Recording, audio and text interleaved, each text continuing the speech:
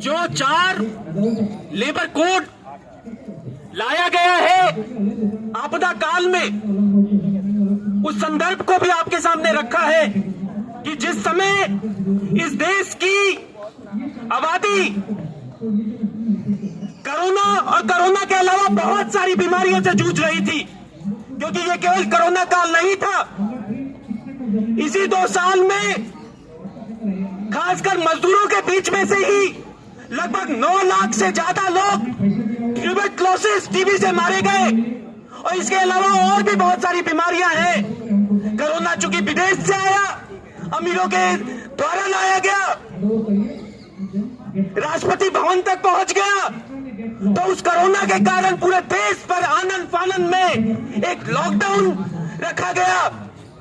अरे लॉकडाउन तो अमीरों को बचा सकता था, लॉकडाउन तो नेताओं को बचा सकता था, अफसरों को बचा सकता था, जो वर्क फ्रॉम होम कर सकते हैं, जो घरों में काम कर सकते हैं। हमारा जो मजदूर आवाम था, आपने जब लॉकडाउन किया, उसका एक बहुत बड़ा हिस्सा जो असंगठित क्षेत्र जिसको कहते हैं, जहां पे कोई कानून नहीं लागू होता, जहां पे मालिक जो है छुट्टे सांड की तरह मजदूरों का शोषण करता है, उत्पीड़न करता है, उसकी आपने हालत देखी।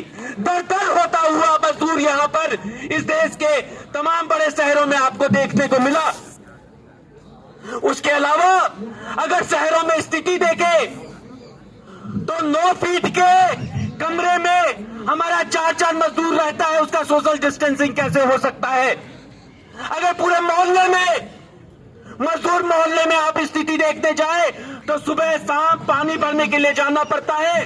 और ये केवल देश के छोटे मोटे शहरों की बात नहीं कर रहा हूं मैं, ये देश की जो राजधानी जो है दिल्ली, जो देश का दिल कहा जाता है, वहां की स्थिति जो है, यहाँ पर इलाके हैं, मजदूर बस्तियां हैं, जहां पे औरतें, बच्चे और मजदूर सुबह शाम पानी भरने जाते हैं। भीड़ में पानी भरते हुए कहां से हो सकता है सोशल डिस्टेंसिंग? तो सीधी सी बात है कि ये यहाँ पर ये जो देश है, इस आपदा काल में ये 100% दिख गया कि ये देश, जिस देश को बनाता कौन है, इस देश की सुई से हवाई जहाज तक जो मेहनत कर इस देश का मजदूर बनाता है, परंतु इस देश पे असली मालिकाना जो है ये अंबानी और अडानी जैसे पूंजीपतियों का है। और इस कारण से जिस समय में पूरे देश में मजदूरों का जिस तरीके से उत्पीड़न हो रहा था, उसी समय ये लेबर कोड लाया गया। यूं तो कहा गया जाए तो बाकी वक्तों में भी कहा है ये बात कि इस लेबर कोड के पहले भी जो भारत में श्रम कानून थे, वो श्रम कानून केवल 7% मजदूरों पर ही लागू होते थे। देश का जो 93% मजदूर है, जो ज्यादातर मजदूर है, वो ऐसे फैक्ट्रियों में काम करता है जहां पर 9 से भी कम मजदूर काम करते हैं। ज्यादातर मजदूर जो खेतों में काम करता है, उसमें कोई श्रम कानून लागू नहीं होता। छोटी फैक्ट्रियों में कोई श्रम कानून नहीं लागू होता। सफाई के काम में कोई श्रम कानून नहीं लागू होता। घरों के अंदर जो महिलाएं काम करती हैं, वहां कोई श्रम कानून लागू नहीं होता। तो जो श्रम कानून केवल 7% मजदूरों में ही जिसका फायदा थोड़ा बहुत उठा पाते थे, उसकी स्थिति भी 20-25 साल में धीरे धीरे खराब होती गई। उदाहरण के तौर पे आप अगर किसी भी लेबर ऑफिस में चले जाइए, लेबर कोर्ट में चले जाइए, जो श्रम कानून को लागू करने का जिम्मेदारी है वो लेबर इंस्पेक्टर का होता है। अब पता कीजिए, तमाम देश के जो लेबर कोर्ट है, लेबर ऑफिस है, वहां पे जो इंस्पेक्टोरेट है, लेबर इंस्पेक्टोरेट है, वो कम संख्या में होता गया है। इसका सीधा सा मतलब है, जिस मोटी बात के तरफ मैं आपका ध्यान आकर्षित करना चाहता हूं, इसका मुख्य मतलब यह है कि सरकार ये कह रही है कि जो मालिक और मजदूर के बीच में होता है, मालिक और मजदूर जो मालिक के लिए काम करता है उसके बीच में सरकार नहीं आएगी। सरकार धीरे धीरे ये कह रही है कि ये मजदूर और मालिक का प्राइवेट मैटर है, ये मजदूर और मालिक का प्राइवेट मैटर है, इसलिए हम इसमें नहीं आएंगे। तो जो स्थिति देश के 97% मजदूरों के साथ थी, आज वही स्थिति मजबूती के साथ बाकी के 7% मजदूरों के साथ भी हो रही है।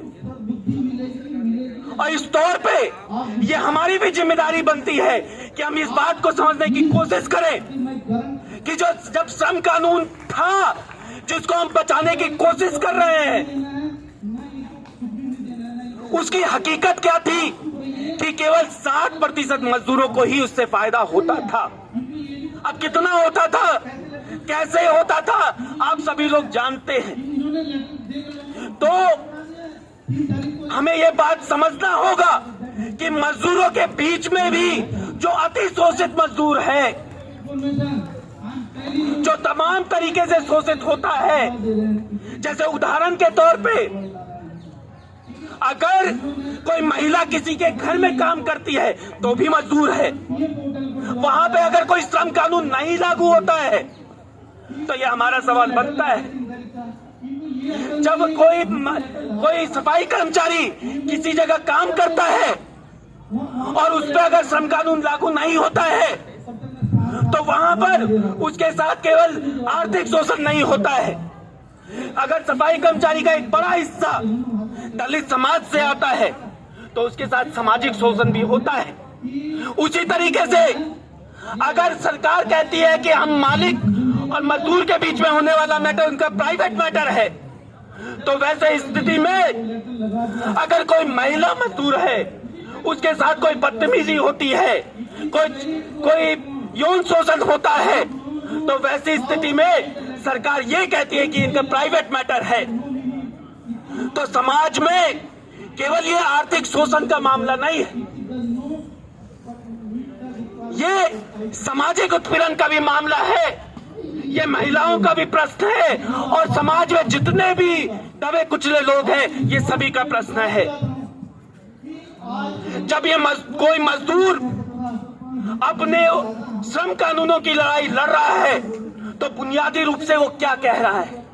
जैसे अभी हाल फिलहाल में जो श्रम कानून में बदलाव हुए, उसमें एक बदलाव, बहुत सारी चीजें आप लोगों के सामने रखी गई, एक बदलाव के बारे में आपका मैं ध्यान आकर्षित करना चाहता हूं। एक बदलाव जो ये कहता है कि पुराने जमाने में लगभग 2 साल के संघर्षों के माध्यम से केवल भारत का मजदूर नहीं, केवल दिल्ली का मजदूर नहीं, इस फैक्ट्री का नहीं, उस फैक्ट्री का नहीं, पूरे दुनिया के मजदूर आंदोलनों से एक चीज निकल के आई थी कि मजदूर की जिंदगी केवल मालिक के काम करने के लिए नहीं बनी है और 8 घंटे का अधिकार जो लड़ झगड़ के पूरे दुनिया में आंदोलनों के कारण जो अधिकार हमें प्राप्त हुआ उसका छीना जाना का मतलब जो है आज हमें भी समझना होगा और बाकी जो मेहनत का आवाम है भारत की वहां तक भी लेकर जाना होगा। एक तरफ तो अगर जब हम ये कहें कि अब ये कहता है कि 8 घंटे का काम नहीं 12 घंटे का काम होगा, तो इसका सीधा सा मतलब ये है कि मालिक ये कह रहा है कि जो काम 3 लोग करते थे वो केवल 2 लोग कर सकते हैं। इसका मतलब कि मालिक को तीसरे मजदूर को वेतन देने की जरूरत नहीं है। तो क्या होगा कि जो 2 मजदूर उस काम को 3 आदमी का काम जो 2 मजदूर करेगा, 3 आदमी का काम जो 2 मजदूर करेगा, इसका मतलब वो मजदूर थका हुआ होगा। तो एक तरफ तो थका हुआ इंडिया पैदा होगा, इसी भारत में थका हुआ इंडिया पैदा होगा, और दूसरे तरफ जो तीसरा मजदूर जो काम से निकाला गया उससे बेरोजगार इंडिया पैदा होगा। तो ये जो थका हुआ इंडिया और जो बेरोजगार इंडिया है वो एक ही सिक्के के 2 पहलू हैं। जो ये केवल श्रम कानूनों का मसला नहीं है। श्रम कानून का मसला तो है ही, परंतु इसके साथ साथ ये सवाल इस बात का भी है, क्या मेहनत का आबादी जो है, जो मजदूर वर्ग है, अपने ऊपर होने वाले इस हमले को किस तरीके से उसका प्रतिकार कर पाएगा, किस तरीके से जवाब दे पाएगा। और इसके लिए सबसे जरूरी चीज जो है इस बात को समझने की है कि मेहनत का आबादी का वो हिस्सा जो मजदूरों में भी बाकियों से ज्यादा शोषित है, जो अति शोषित है, जो 97% है, जो असंगठित क्षेत्र से है, जिसमें श्रम कानून भी लागू नहीं होता, जहां जो संगठित भी नहीं है संगठनों के माध्यम से, वहां तक हमें अपनी पहुंच ले के जानी पड़ेगी। तभी इस 60% आबादी के मुद्दे की जो लड़ाई है, 60% मजदूरों के मुद्दे की जो लड़ाई है, उसको 100% मजदूरों का मुद्दा बना पाएंगे।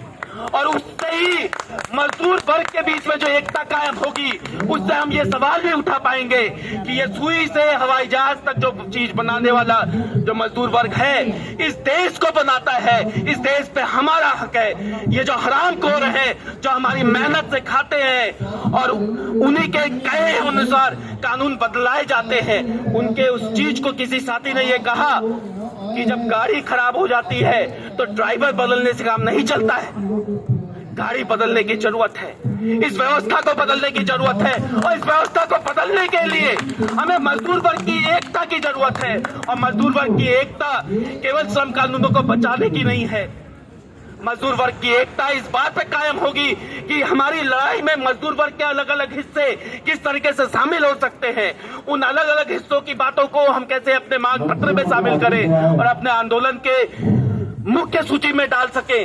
उससे ही हमारे आंदोलन को एक नई नवजीवन मिलेगा। उस नवजीवन के कामना के साथ इंकलाब जिंदाबाद, हमारी एकता जिंदाबाद।